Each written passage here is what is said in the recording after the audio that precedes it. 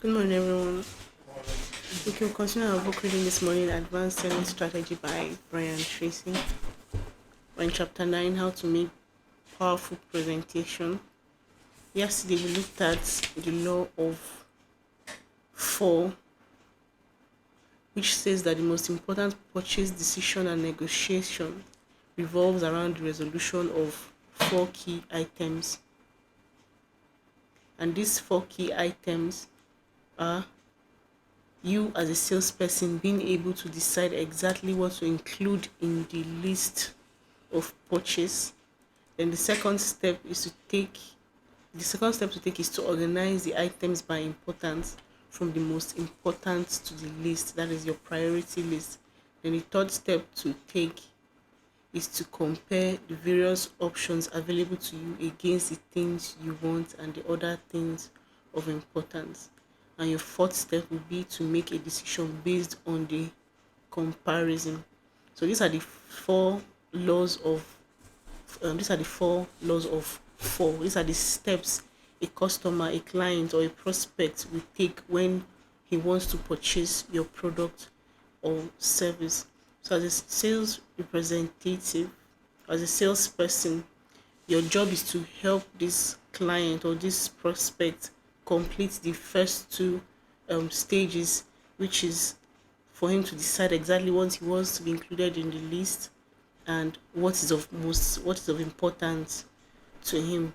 So you have to help the customer do this so that when at the time um he has gotten his information, has made his comparison, he still puts your product at the top. That's the law of four. Today we're looking at the hot button in selling, page 333. The hot buttons in selling. So we have seen that there is a big difference between customers' wants and customers' needs. The customers may obviously need what you're selling, but not necessarily want it. The customers may want a particular product or service, but not necessarily need it. A need is often logical and measurable. A want is emotional and intangible. To make the sales, you must offer your product or service in such a way that the wants and the needs of the prospect converge on the same decision. A person with a family may need four-door car or a station wagon, but he really wants a sports car. He may need insurance to protect his family, but he really wants a feeling of security. He may need a particular product or service in his business, but what he really wants is to own the product or service that the larger company in his industry are already using. He may need what you're selling, but he may want to buy from the largest company in the industry. Many salespeople confuse these two and then become frustrated when the prospect does not respond to a presentation based solely on satisfying the prospect's needs. The hot button, being emotional, can be triggered by an appeal to the prospect's desire for status, respect, recognition, prestige, or personal enjoyment. Some customers are motivated by wanting to be on the cutting edge, using products and services that are the most technologically innovative. These are their hot buttons. Other customers want to be seen as creative, entrepreneurial, and advanced in their choices. Sometimes the hot button can be the fact that the product or service offers greater speed, convenience, or savings. The hot button can be aesthetic in that the customer is motivated by the attractiveness or beauty of the product. Whatever it is, the prospect will reveal it to you if you ask questions skillfully and listen to the answers behind the answers. Whether you are prospecting indirectly to find a coach or champion in the organization who can guide you to the correct decision maker, or whether you're speaking directly to the person who can purchase your product or service. In either case, you must find out what interests or excites the prospect, what he really wants, and then concentrate on demonstrating overwhelmingly to him that he will receive that key benefit when he buys your product or service. Whenever you talk to another person, he'll be thinking about what is most important to him at the moment. If you listen carefully, the prospect will often let slip the key words or phrase about your product that will guide you to the hot button. He will use emotional words in reference to your product that will give you clues to how he really feels about the various benefits your product offer. You must note these emotional words, even writing them down so as not to forget them, and work them back into your conversation as you describe your product or service in great detail. Customers use neutral or bland words to indicate that they are not emotionally involved in the sales conversation.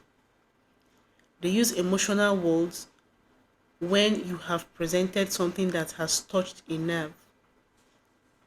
When a customer says, "This looks very interesting," he's saying that he's not very interested at all.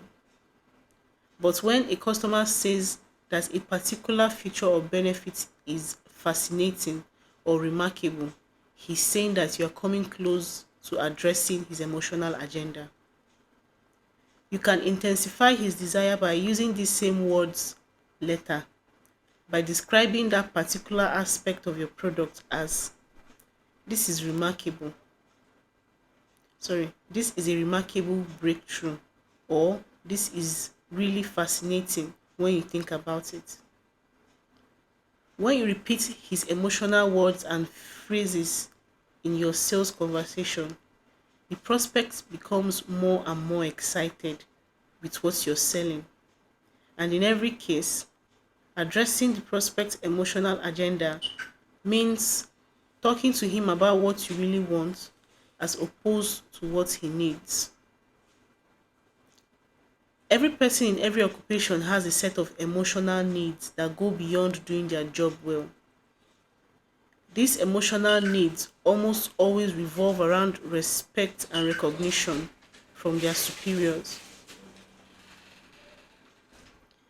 Whenever you describe your product or service in terms of how impressed others will be, how much more they will respect him for having made this decision, and how much better he will look to the important people in his business, you arouse greater buying desire and make the prospect think and more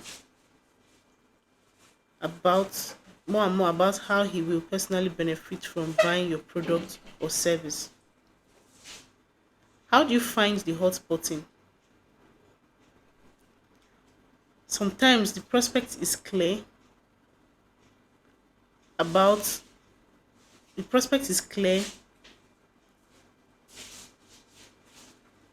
the prospect is unclear or uncertain. Sometimes he doesn't know, and you will have to discover the hot button before you can begin to press it repeatedly. There are a series of questions that you can use to uncover this chief buying motive. You can work them into your sales conversation at appropriate times. Okay, so this is all stuff for our reading this morning, talking about the hot button in selling. If you could remember our previous pages, I think in chapter 1 or chapter 2, it said something about selling to the customers or selling to your customers emotionally, and also telling us that customers or clients are emotional buyers, and it is important to look for their hot button, look for that thing that triggers them, that thing that excites them, that need or want that excites them when you're selling to them. And the way to find out, or the way to notice all these things, is when you're asking skillful questions. Remember, it reminded us to ask skillful questions. Today is also reminding us to ask skillful questions. Remember, you have to carefully listen to what they are saying, carefully listen to the emotional phrases they are using. In our book, he gave us examples of the emotional phrases that you can hear. You can say something like, well, really fascinating, this is remarkable, very interesting. You know, there are some words they use at times when trying to converse with you that will make you know that, okay, this person is actually interested in my product or service, or this person is not interested. Okay.